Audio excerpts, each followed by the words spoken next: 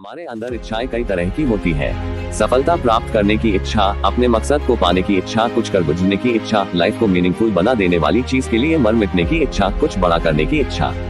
लेकिन ज्यादातर लोग मन में कुछ इच्छाएं लिए ही कब्र में चले जाते हैं। यदि लाइफ में आपका कोई उद्देश्य नहीं है तो आपकी लाइफ जीते जी मरने के समान है।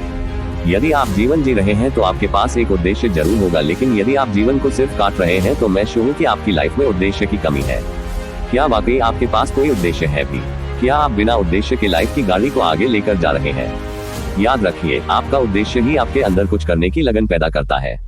आपको एक उद्देश्य बनाना होगा और उसे पूरे लगन के साथ पूरा करने में जुट जाना होगा। क्या आप हर दिन खुद से एक सवाल पूछते हैं? सवाल है, क्या आपकी लाइफ में कोई उद्देश्य है, और यदि है तो क्या आप अपनी लाइफ में अपने उद्देश्य के करीब पहुंच रहे हैं? क्या आप स्वार्थी बनकर खुद के बारे में ही सोच रहे हैं, या दूसरों के लिए भी आपको कुछ करना है? क्या आपने कुछ जिम्मेदारियां अपने कंधों में डाल रखी हैं, या फिर आप ऐसे ही चले जा रहे हैं? अपने उद्देश्य को पाने के लिए कोई साफ लक्ष्य है भी या नहीं? यदि है तो उसके लिए कड़ी मेहनत कर रहे हैं, या सिर्फ सपने में ही पूरा हो जाने का इंतजार कर रहे हैं? यदि आप इन प्रश्नों के जवाब न शब्द से दे रहे हैं तो आपकी लाइफ में बहुत ज्यादा बदलाव की जरूरत है और आप हर दिन का अपना समय बर्बाद कर रहे हैं।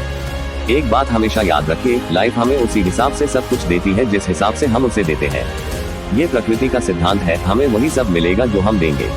यदि हम बबूल का पेड़ लगाएंगे तो हमें आम कहाँ नसीब होगा? बबूल के पेड़ में आम तो नहीं लगते। तो हम ऐसा क्यों करते हैं कि लाइफ को कुछ अलग ही देते हैं और पाना कुछ अलग ही चाहते हैं? महात्मा गांधी ने कहा है, पढ़ो ऐसे कि जैसे तुम्हें हमेशा जीना है, लेकिन जियो ऐसे कि जैसे तुम्हें कल ही दुनिया से चले जाना है। हमें अपनी लाइफ के उद्देश्य को खोजना ही होगा। हम वाकई क्या करना चाहते हैं ये जानना ही होगा। हम जितनी जल्दी अपने पर्पस को खोजेंगे, हमारे लिए यह उतना ही अच्छा होगा।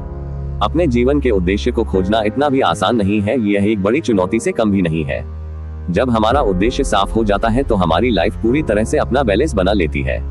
हम एक तरह से अवेयर हो जाते हैं और हमें पता चल जाता है कि कहां हमें पूरे दृढ़ता के साथ खड़े होना है। आप चुपचाप बैठकर बस तमाशा नहीं देख सकते हैं। लाइफ को मीनिंगफुल बनाने के लिए अपने उद्देश्य को खोजना और उसे हासिल करने के लिए एक बड़ी कोशिश या कहें जी जान लगा देना होगा। जो हो रहा है होने दो, यहाँ से हमें बाहर आना होगा। जहाँ पर भी बदलाव की जरूरत हो, हमें वहाँ खड़े होना होगा। इसलिए लाइफ में एक उद्देश्य बनाए, क्योंकि बिना उद्देश्य के आपकी गाड़ी आगे कहाँ तक जा सकती है? मैं तो कहता हूँ कि गाड़ी आगे बढ़ ही नहीं सकती है। Living with a purpose. हमने इस पोस्ट के ऊपर में एक लाइन लिखी थी, बिना उद्देश्य के जीना जीते जी मरने के समान है। जब तक हम जिंदा हैं, हम एक उद्देश्य के साथ जी रहे हैं। सच तो यह है कि हमें इस दुनिया में एक खास उद्देश्य के साथ ही भेजा गया है और हम सभी को अपने अपने उद्देश्य को लेकर आगे बढ़ना होगा, तभी हम दूर तक जा सकेंगे। इस दुनिया में ज्यादातर लोग सिर्फ जीते हैं और अपने टाइम को मीनिंगफुल बनाने के बजाय बस समय काटते रहते हैं और बस दिन ही गिनते रहते हैं कि अच्छा दिन कब आएगा। लेकिन यदि हमारे पास एक साफ लक्ष्य या उद्देश्य है तो सब हमारे हाथ में है। मैं उस काम में असफल होना पसंद करूंगा जो आखिर में सफल होगा, बजाय उस काम में सफल होने के जो आखिर में असफल होगा।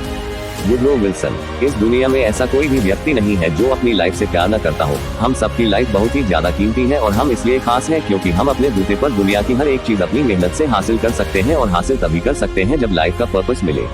यदि आप अपनी जिंदगी में कुछ बड़ा करना चाहते हैं या कुछ बड़े सपने हैं आपके, तो एक साफ उद्देश्य बनाए, उसके लिए जिम्मेदारी उठाए, उसे पूरा करने में जुट जाए और पूरी मेहनत के साथ लगे रहिए, क्योंकि सपने देखने और उसे मेहनत से पूरा करने वालों के सपने एक न एक दिन जरूर पूरे होते हैं। बस लगे रहिए, करते जाइए और आपके साथ सब सही होते जाएगा।